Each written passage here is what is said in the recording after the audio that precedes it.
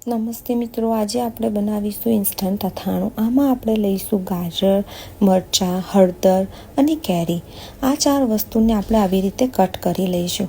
આ કટ થઈ જાય પછી આપણે આમાં લઈશું અથાણાનો મસાલો બનાવવા માટે વરિયાળી, આખા મરી, આખા લાલ મરચાં, આખા ધાણા।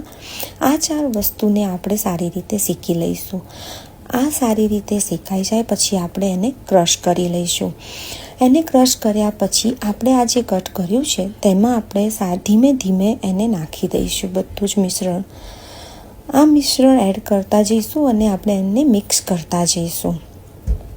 આ 4 વસ્તુને મિક્સ થઈ જાય પછી આપણે એમાં નાખીશું લાલ મરચું પાવડર, મીઠું નાખીશું, આપણે એમાં મેથીના કુરિયા નાખીશું, રાઈના કુરિયા નાખીશું અને આપણે નાખીશું કાળા તલ।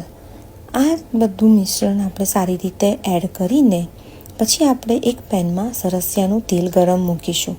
આ તેલ ગરમ થાય એમાં આપણે રાઈ અને હિંગ નાખીને આપણે જે ગરમ તેલ છે તે આપણા અથાણામાં એડ કરી દઈશું અને સારી રીતે હલાવી લઈશું। પછી આપણે તેમાં એને લીંબુનો રસ નાખીને આપણું અથાણું તૈયાર છે।